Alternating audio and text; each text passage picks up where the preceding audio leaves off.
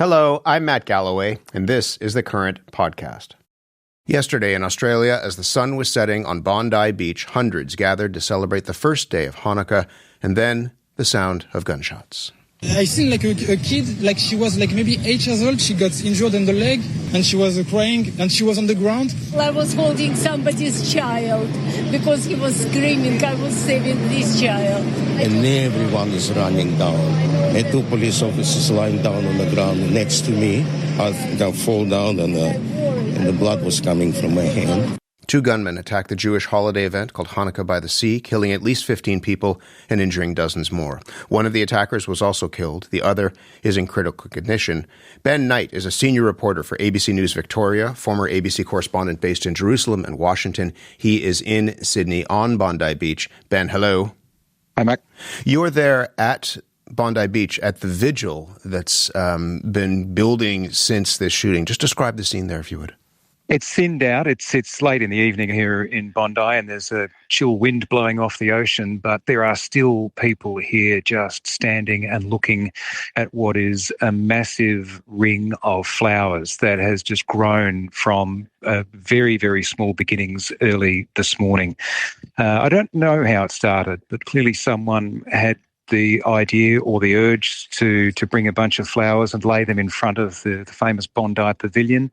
And then someone else did the same thing. And in fact, our Prime Minister, Anthony Albanese, turned up quite early this morning and added what must have been the 5th or 6th bunch. And it's just grown since then. And of course, so has the number of people here as well. It's pretty thin at the moment. I think it'll probably be winding up for the evening soon.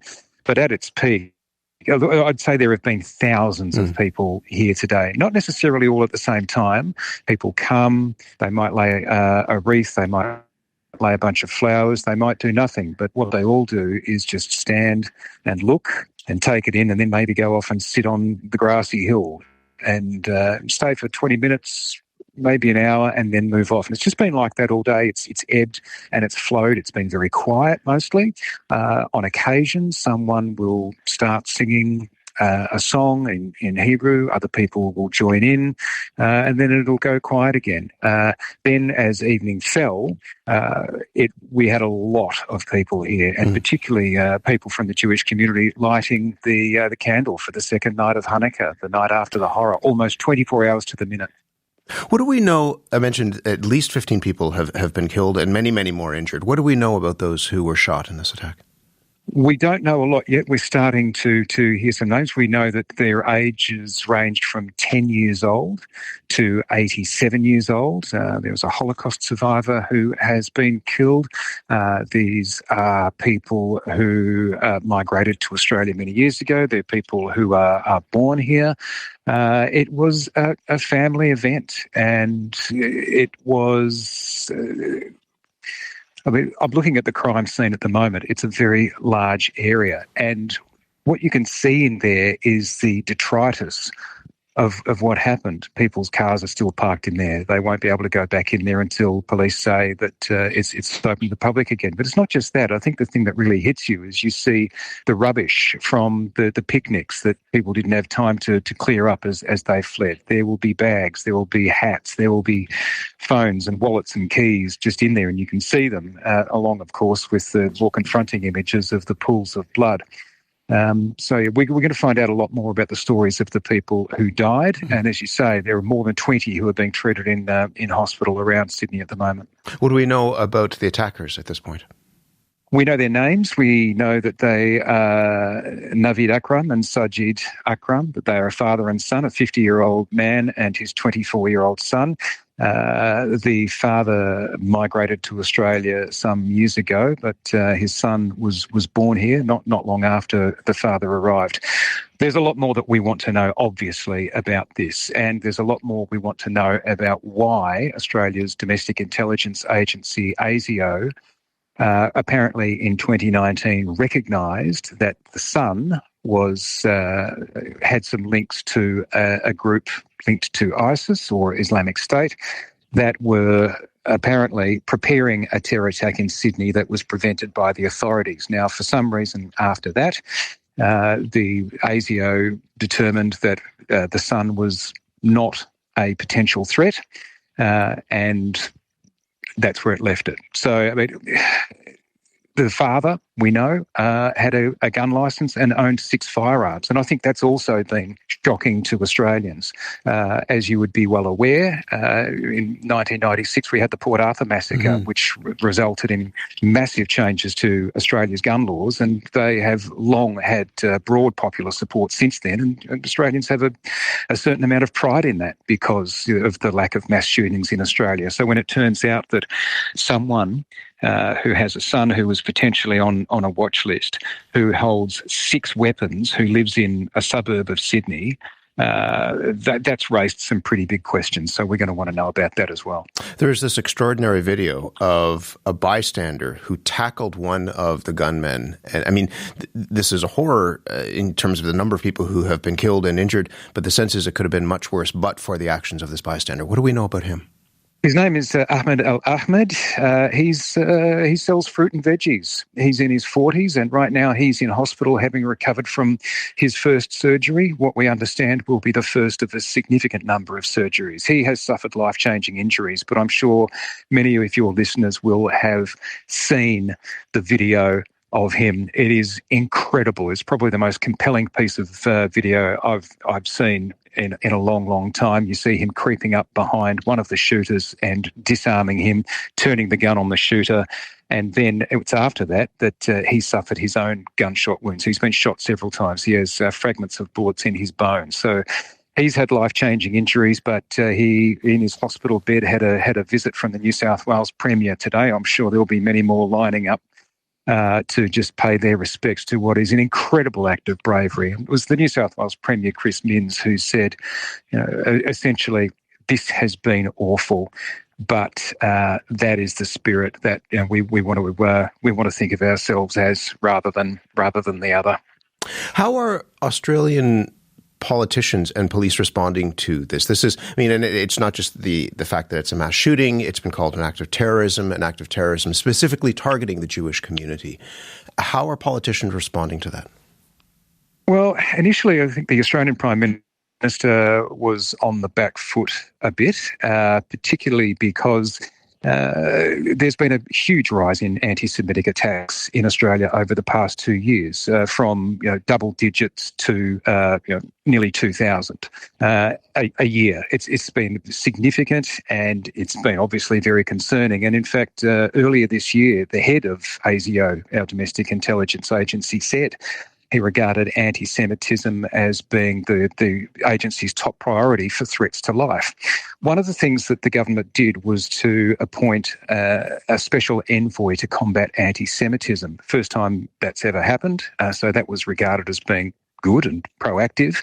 The envoy then produced a report in July of this year saying, here is my blueprint on how to combat anti-Semitism in Australia. There's been some criticism from the community even before this that the government has not officially responded to it. Now, and certainly that came up on the day of the shooting, and the Prime Minister, as I say, was probably on the back foot a bit on that one. Today, he has come out and been a lot stronger and said, okay, here is what we actually have done, and listed a few things.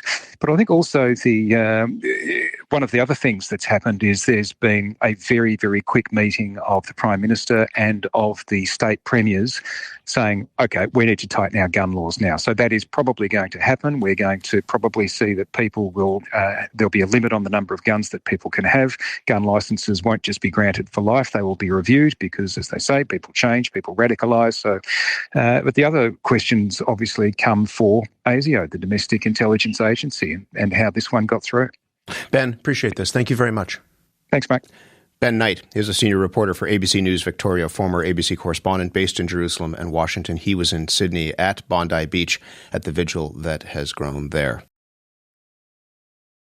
The pain being felt in Australia is reverberating throughout Jewish communities around the world, including here in Canada. Rabbi Steve Wernick is the senior rabbi of Beth Tzedec Congregation in Toronto. It is the largest synagogue in Canada. He's with me in our Toronto studio. Good morning to you. Good morning, Matt. Thank you for being here. You, like many of us, will have woken up yesterday to the news of this horror in Australia. What went through your mind? Truthfully, not surprise. if you've been paying attention to the rise of anti-Semitism around the world, especially in Western countries, for the last 10 years, and certainly its spike since October 7th, there's been an expectation, so to speak, in the Jewish community around the world that these kinds of events and terror attacks were possible and probably probable.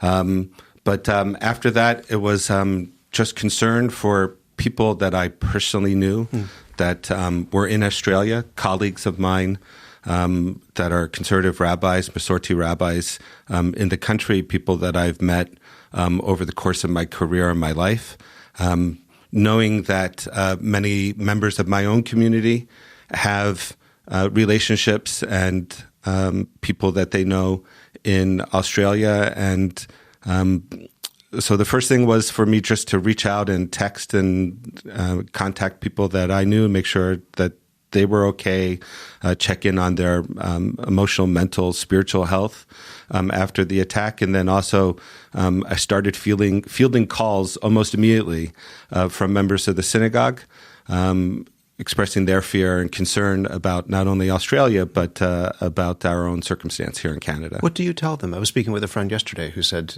in many ways, it feels like an attack on all of us. That's what she said. What do you tell people who say that to you? Well, first of all, I think it is an attack on all of us.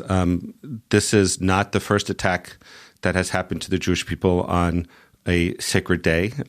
It's becoming a pattern. October 7th was the holiday of Simchat Torah, the holiday of celebrating the Torah. This is the first night of Hanukkah. There have been attacks in the past on Purim and on other sacred days. We're only 16 million people in a 7 billion world. So it certainly feels like an attack on all of us, and especially because of the lines of familial and personal relationships that people have. First and foremost, I seek to listen, to comfort, to hold up people who are going through some sort of trauma and shock from the incident itself. And secondly, to provide a note of hope. Though anti-Semitism is on the rise, the world is different for Jews today than it was in the 1930s and certainly 1940s. And that we have agency, and that the Hanukkah story itself is a story of the few not only surviving but thriving over the many, and of light pushing away the darkness. Is there a real fear that something like this could happen here? Absolutely. Yeah. All the signs in Canada are the same as they were in Australia. What do you mean? There have been attempted fire bombings at synagogues in Montreal. There's one synagogue here in the GTA that has been attacked 10 times since October 7th. There's been vandalism. There's been property destroyed in Jewish businesses. There's been shots fired at a Jewish girls' day school. Though those shots were fired after hours, still, right? The shots were fired. Shots were fired at a day school, at a school. You look at the rhetoric that is taking place in the streets of some within the pro-Palestinian community. You just put it all together, and an escalation just seems inevitable, which is why we've been begging both elected and civic leaders to speak out and to do more than just share their thoughts and prayers after events like this happen, but to hold accountable people that are engaged in hateful speech, because hateful speech, when it comes to the Jewish people, almost always results in violence. You put out a statement in the wake of this shooting saying, and you know that there will be, and I'm sure you've engaged with leaders in the police services, that police are saying there will be greater security and greater enforcement, increased security around synagogues over the course of the holidays and beyond. But the statement said that security alone is not enough. What more are you looking for? As I said previously, we're looking for civic and elected officials to marginalize, again, anti-Semitism. What would you want to hear? I mean, the thoughts and prayers have come from those elected leaders. It's not just condemnations, right? There, Robin Urbick wrote recently in the Globe and Mail that we have hate crime legislation on the books. It's not being implemented or enforced. The city continues to allow protests in support of Palestine to go through Jewish neighborhoods. If the concern is Israel's government's actions within Gaza, the rightful address for those protests is the consulate in Toronto or the embassy in Toronto. It's not Jewish neighborhoods. Every Sunday, there's a protest on Shepherd and Lawrence. Enough is enough. When we allow the hateful rhetoric and the protests that are much more than simply supporting the Palestinians in Gaza, and war is terrible. I don't want to minimize the impact of the war, but when we allow those protests to be directed towards the Jewish people and not towards the Israeli government, that's when anti-Zionism becomes anti-Semitism. And it needs to not only be condemned, it needs to be stopped. Are you optimistic that will happen? I mean, one of the things, it's a dark time and there's a lot of bad news. You put out that statement and you ended by saying, with sorrow, with resolve, but also with hope. So where is the hope live in you? The hope is from the long view of Jewish history, that after 4,000 years of suffering the greatest highs and the greatest lows of any human being in history, Jewish people are still here and we are thriving. We're thriving in Israel. We're thriving in all the communities that allow us to live in peace, and we have been for the last 80 years. So the hope comes from the fact that even the story of the Maccabees and the story of Hanukkah is a story of a larger society trying to destroy the Jewish society, and the Jews fighting back, sometimes when they have to physically defend themselves, but also by leaning into our Torah, to our values, to our tradition, to our practices. So that's the basis of the hope. And also the hope comes from that, this too will end. The question that leaders have to ask is, how do they want it to end? Does Bondi become a turning point for Australia? Does it become a wake-up call for Canada and for other Western countries?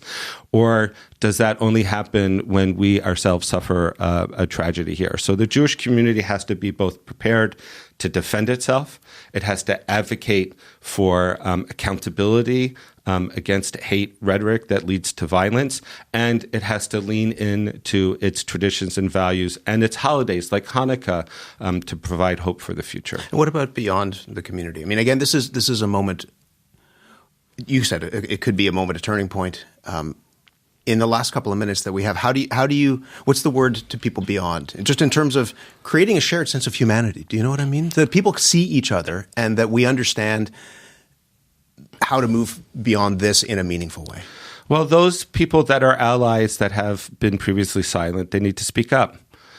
We do have allies within the larger community, and they've been terrific. I received several phone calls from elected leaders and from religious leaders of primarily the Christian community. The Muslim-Jewish dialogue has unfortunately broken down since October 7th. But people of good conscience, you just can't sit on the sidelines. If you care about humanity, anti-Semitism is one of the oldest hatreds in the world. And if we really believe that this is not Canada, then people who believe that need to be part of the solution and have to get off the sidelines. Appreciate you being here this morning. Thank you very much. Thank you. Rabbi Steve Wernick is the senior rabbi at Beth Tzedec Congregation in Toronto. That is the largest synagogue in Canada. You've been listening to The Current Podcast. My name is Matt Galloway. Thanks for listening. I'll talk to you soon.